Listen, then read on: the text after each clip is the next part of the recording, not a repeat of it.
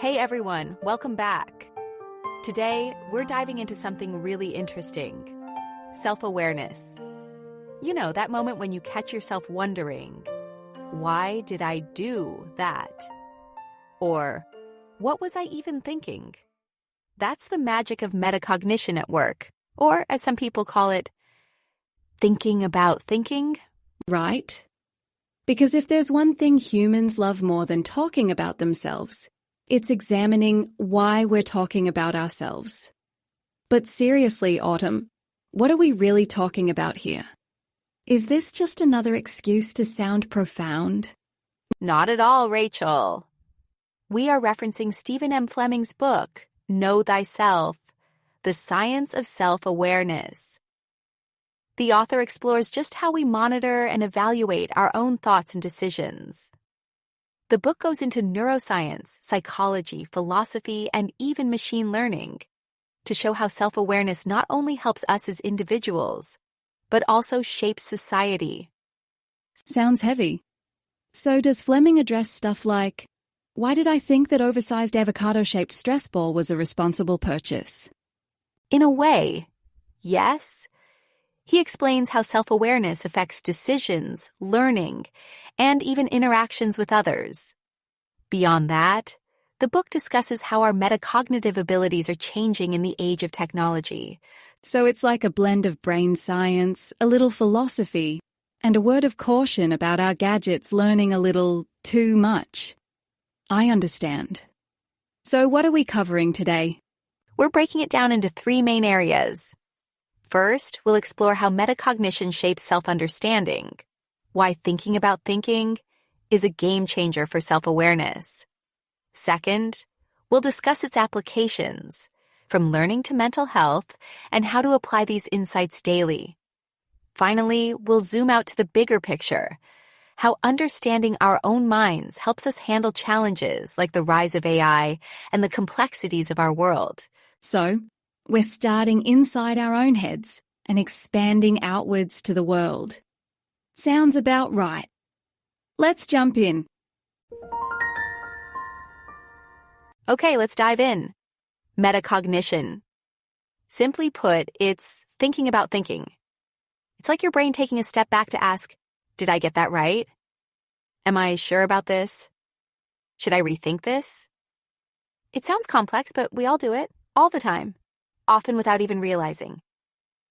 So you're saying metacognition is like having a little internal critic constantly judging our thoughts?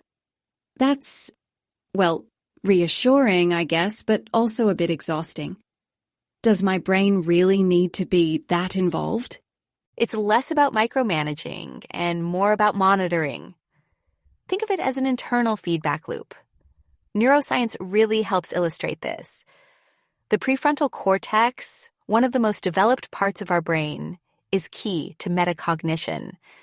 It's what allows us to assess our confidence in a decision or realize we've made a mistake. For example, when answering a trivia question, if you think the capital of Australia is Sydney, that moment of hesitation, wait, is that right? Is your prefrontal cortex flagging uncertainty and telling you to double-check? Okay, but what about the times when people just charge ahead without thinking? Like when you're absolutely certain you can build IKEA furniture without the instructions. And, well, you know how that ends. Ah, classic overconfidence. That happens when our metacognitive system isn't fully developed, or it gets temporarily overridden. Fleming highlights how metacognition safeguards against overconfidence, but it's not foolproof. Some people experience the Dunning-Kruger effect, where they overestimate their abilities simply because they lack the self-awareness to see their shortcomings. As the saying goes, the more you know, the more you realize you don't know. So the people who think they're geniuses might actually be the least self-aware. That's slightly disturbing. Can metacognition actually be improved, or are we just stuck with what we've got? Absolutely, it's trainable. Studies show that practices like mindfulness, journaling, or even just reflecting on your day can strengthen your metacognitive awareness. The key is to get into the habit of asking yourself questions. Why do I believe this? Was this the best decision? What could I have done differently? These might seem like small things, but over time, they really sharpen your self-monitoring skills. So metacognition is like exercising a mental muscle. Got it. But let's talk about this error detection system. How does the brain handle mistakes in real time? It's a great question. One of the most interesting parts of metacognition is how it helps us respond to errors. Let's talk about the "oh shit" response. And yes, that's an actual term in neuroscience. Wait, are you serious? I am. The term is a bit cheeky, but the science is solid. It describes the neural signal that fires when there's a mismatch between your expectation and reality. Like when you reach for a glass of water, but it's further away than you thought. That signal activates the anterior cingulate cortex, which works with the prefrontal cortex to flag the mistake and adjust your actions. That's why you can correct an error almost instantly. So our brains are constantly running mini quality control checks? That explains why I feel a sudden sense of dread every time I accidentally hit reply all on an email. Exactly. And that self-correcting mechanism allows us to improve and adapt. Without it, we'd keep making the same mistakes without ever learning from them. This ability to recognize and adjust mistakes, whether it's something small like fixing a typo or something big like admitting a bad decision, is really a cornerstone of self-awareness. Okay, so we humans have this built-in error detection. But what about other animals? Are we the only species that does this kind of high-level self-monitoring? Surprisingly, no. Animals like dolphins and primates also show signs of metacognitive behavior. There's this incredible experiment with a dolphin named Natua. He was trained to identify high and low-pitched sounds by pressing levers. Later, they added a third lever that let him opt out if he wasn't confident. And when the sounds were ambiguous, Natua often used that skip lever. That hesitation suggests he knew his own uncertainty, a key sign of metacognition. A dolphin decided to skip because he wasn't feeling confident. That's pretty amazing. But what does that mean for us? Is metacognition something humans have refined? Or is it part of a bigger evolutionary picture? That's one of the really fascinating questions Fleming explores. It seems like metacognition has evolved as a survival mechanism across species.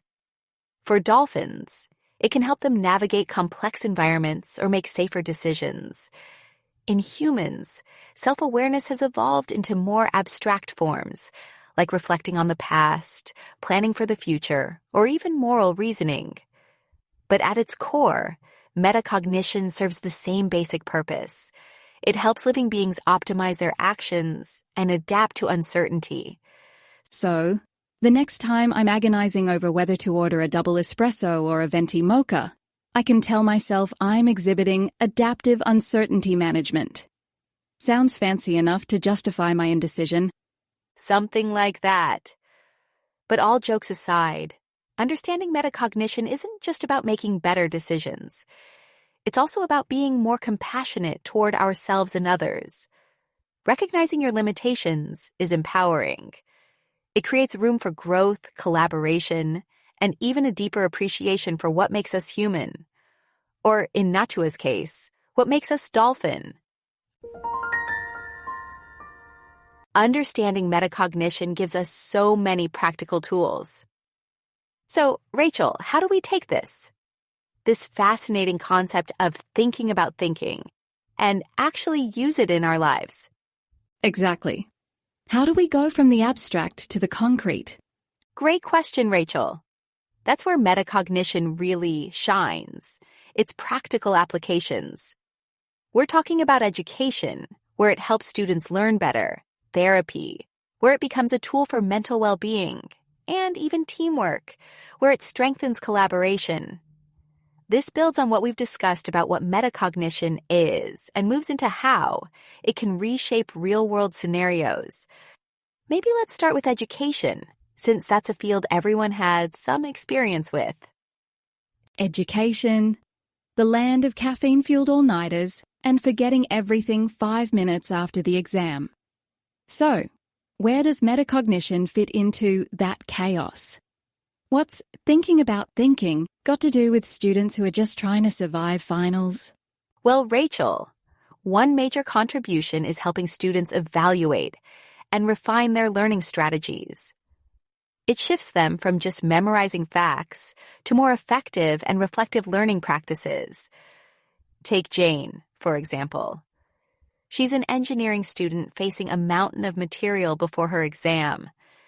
Instead of blindly powering through, she starts reflecting on how she learns best. Let me guess.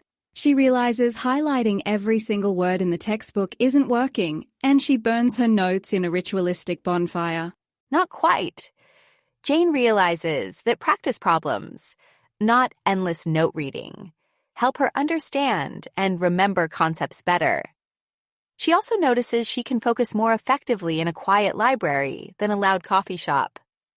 By thinking critically about her study habits, she optimizes her time, and she improves her retention. It's a perfect example of metacognition in action, turning aimless effort into purposeful learning. So it's like cutting through the study harder noise and going straight to study smarter. But doesn't this kind of self-reflection come naturally?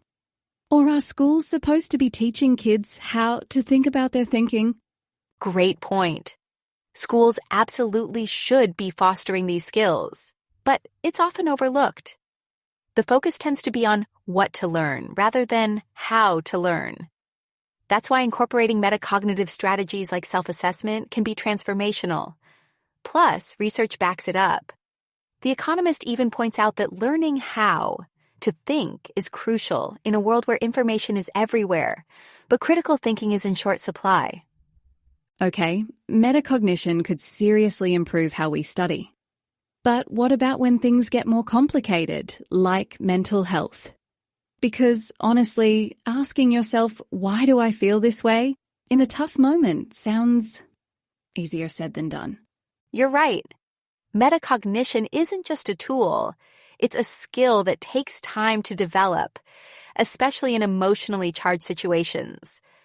Which brings us to therapy, where metacognition shows up through cognitive behavioral therapy, or CBT. It's a method grounded in teaching people to recognize and reflect on their own thoughts and emotions. CBT. Is that the one where the therapist has, you keep a journal? Like a guided Dear Diary? Not quite Dear Diary, but yes, journaling can be involved. Let's say someone is dealing with anxiety. Their immediate thoughts might be, I'm going to fail this and everything's going to fall apart. Right? And these thoughts feel like absolute truths in the moment.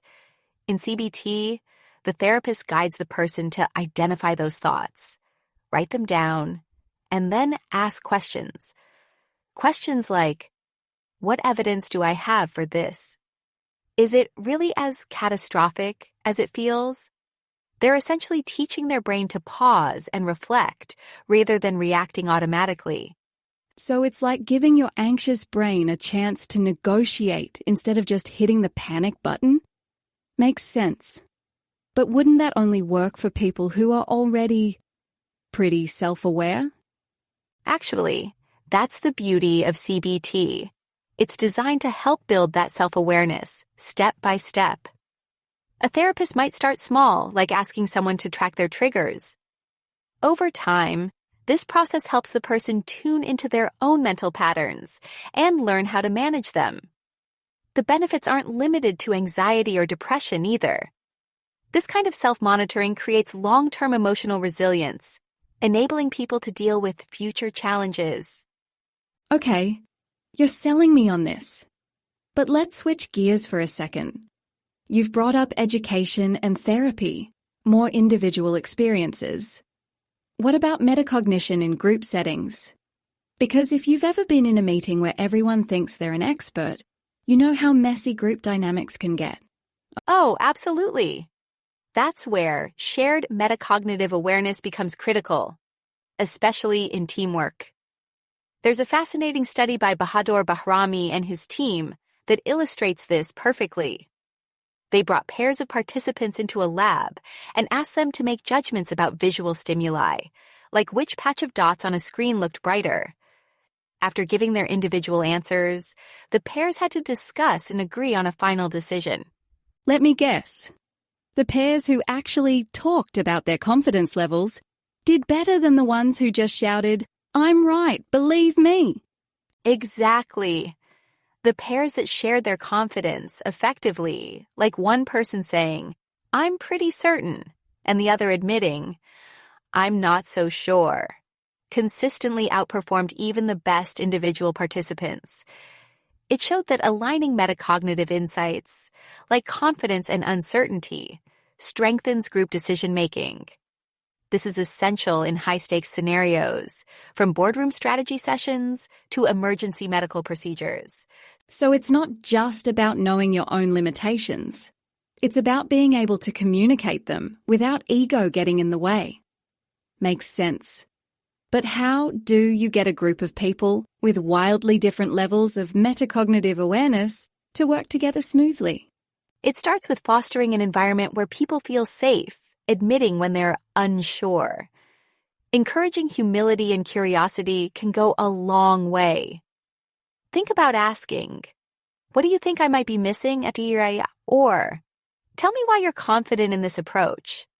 Questions like these not only improve the quality of decisions, but they also build trust. So good teamwork comes down to confidence sharing and ego control. Noted. But if metacognition in collaboration is so effective, why doesn't it come more naturally? Because most people haven't been taught to think about how they think or to articulate it. Enhancing metacognitive communication, whether through training or practice, takes effort. But the results, a more efficient study strategy, a mental health breakthrough, or a flawless team project, are absolutely worth it. The societal impact of metacognition becomes even more significant when we consider how it helps us navigate modern challenges like technology and, of course, misinformation. We've talked about how metacognition affects personal insight and teamwork, but now we're taking it to the big leagues: society, technology, AI. How does metacognition even begin to tackle the complexities of such massive systems? Right. It's quite a jump in scale. It is. We're expanding the scope. We're not just talking about individual reflection anymore. This moves us into the broader perspective of societal and technological integration. It's about how metacognitive self-awareness interacts with technology and misinformation, and why it's increasingly essential for progress in this digital age. Shall we start with artificial intelligence and its peculiar relationship with metacognition? Naturally, because what better place to start than thinking about thinking machines? Tell me, Autumn, is AI secretly judging all my questionable Google searches? Funny, but not quite. Actually, one of the most critical differences between us and AI is that, as advanced as AI systems are, they completely lack metacognition. They can process enormous data sets, identify patterns, and even outperform humans in specific tasks. But they cannot reflect on their decisions, evaluate uncertainties, or explain their logic in human terms. So, they're super competent but introspectively clueless. Got it. Let me guess. This becomes a problem when we start trusting machines to make decisions we don't fully understand ourselves. Exactly. Take DeepMind's AlphaGo, for example. It's a brilliant piece of AI engineering, so much so that it defeated one of the world's top Go players, Lee Sedol. But here's the kicker. AlphaGo couldn't explain why it made the incredible moves it did. It operated on sophisticated algorithms and massive data training, but it couldn't evaluate or articulate the reasoning behind those moves. And that's fine in the context of a board game. But imagine that same lack of self-awareness being applied to something like recommending prison sentences. Ah, you mean real-life stakes where, sorry, I just went with my gut, doesn't cut it.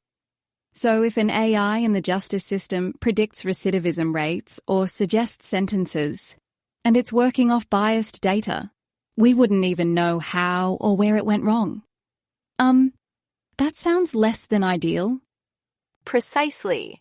And there are real-world examples of these cases. AI systems in law enforcement and criminal justice have in some instances reinforced systemic biases embedded in historical data. Without the capacity to reflect or self-regulate, these systems wield immense power without the accountability that comes from understanding their own limitations. Which means the burden of introspection, of metacognition, falls entirely on us, the humans. We've got to critically assess the outputs of these systems, question the assumptions baked into them, and resist blind trust, right? Right again. But it's easier said than done, isn't it?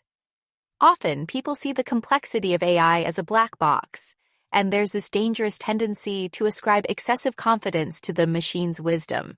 That's why fostering human metacognitive awareness is so critical.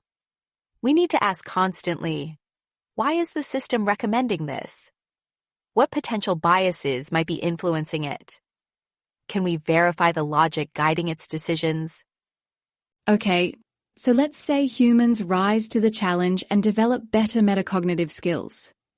Does that mean we're completely steering away from the dystopia of machine-driven errors? Or is there another angle here, like making the machines themselves more self-aware? Good point. Some researchers are exploring ways to give AI a kind of rudimentary metacognition. Imagine adding a meta layer to algorithms, enabling them to assess their own outputs or flag when they're uncertain. For example, some experimental AI models now try to estimate their confidence levels. Like when predicting a medical diagnosis, they could indicate areas where they simply lack the data to make a solid conclusion. So, the machine admits, I think it's X, but I'm only 70% sure why. That definitely seems like progress. But isn't there a Pandora's box situation here? Like, if we edge toward giving machines introspection, do we also edge toward questioning who, or what, is responsible when something goes terribly wrong? Exactly. The ethical implications are enormous. If an AI achieves limited metacognitive awareness, do we start holding it accountable for its decisions in some way? Or does the responsibility always circle back to its human creators? Consider autonomous vehicles. If a self-driving car causes an accident, was it the fault of the AI's programming, the engineers who built it, or the system's inability to self-correct? And that's not even touching the sci-fi question of fully aware machines asking, wait, why am I programmed this way? Okay, let's leave that one alone for now. What about the other massive societal challenge, misinformation? How does metacognition stand a chance in the absolute tidal wave of fake news and echo chambers? Misinformation thrives in environments where metacognition and, frankly, intellectual humility are in short supply. Here's a fascinating study that illustrates this. Researchers Lars Hall and Petter Johansson ran an experiment where people chose between two options, say 2 different jams. But here's the twist. After participants made their choice, the researchers secretly swapped the jars. And get this, most participants didn't even notice. What's more, they confidently justified why they chose the option they didn't pick. Wait, they explained why they liked jam that wasn't even their choice? That's wild. Are we really that prone to fooling ourselves? We are, and this phenomenon is called choice blindness. It exposes just how easily we fabricate explanations to fit our decisions, even when they're wrong. In the online sphere, this effect compounds in echo chambers. Without pausing to question the accuracy of posts or asking why we believe them, people confidently spread misinformation. It's one of the reasons platforms like social media can reinforce biases and harden polarized views. And, let me guess, If you lack the metacognition to realize you're wrong in the first place, double-checking isn't even on your radar. Sounds like fertile ground for misinformation to take root and thrive. Precisely. That's why intellectual humility, a key aspect of metacognition, is so important. Recognizing the limits of your knowledge and being open to revising your views creates a mental safeguard against blind overconfidence. Educational programs centered on media literacy, for example, have been gaining prominence for teaching people how to fact-check sources and reflect critically before reposting anything online. So the battle against misinformation isn't just about catching falsehoods. It's about cultivating a mindset that questions them in the first place. In a world flooded by information, teaching people to think critically sounds more urgent than ever. Absolutely. The larger takeaway here, Rachel, is that metacognition empowers us to grapple with all these modern challenges, whether it's responsibly engaging with AI or safeguarding the truth in an age of endless scrolling. It reminds us of a simple yet profound reality. The way we think about thinking shapes the society we build. So, to wrap things up, we've really dug into metacognition today, this amazing human ability to think about how we think. And it's clear it touches everything, right? From understanding why we make certain choices and how we feel, to totally changing how we teach and treat mental health issues. Even when we're talking about AI and misinformation, metacognition is key. It's not just some brainy concept. It's a super practical tool that helps us grow and bounce back. Yeah, and the crazy thing is how fundamental it seems to be. Whether you're talking about a dolphin double-checking its hearing during a test or AI trying to figure out how sure it is about something, metacognition is there. It helps us deal with the unknown and keeps us from getting too cocky. It's like our brain's own quality control system, keeping us from just sleepwalking through life, most of the time anyway. Exactly. But it's not something we can just assume we're good at. Really? Working on our metacognitive skills can change the game in terms of how we learn, how we work together, and how we tackle big global problems. It's a reminder that we should always be wondering why we think certain things, questioning what we take for granted, and being open to the idea that we might not know everything. So here's what I'm thinking. This week, everyone should try to take a little time to think about their thought processes. Like, how did you make that decision? How do you usually learn new things? How do you interact with people? Just ask yourself, why do I actually believe this? Could I have handled that situation better? Turns out, thinking about thinking might just be the most human thing we do. Definitely the most transformative. And remember, being aware of yourself isn't just about looking inward. It's about using what you find to make better decisions, connect with people on a deeper level, and build a world where we actually understand each other. So, keep asking those tough questions, keep exploring the depths of your own mind, and who knows what amazing things you'll discover? Well said. Thanks for joining us today, everyone. Until next time, stay curious about what you think, how your brain works, and maybe even why you like the music you like. Take care and happy thinking.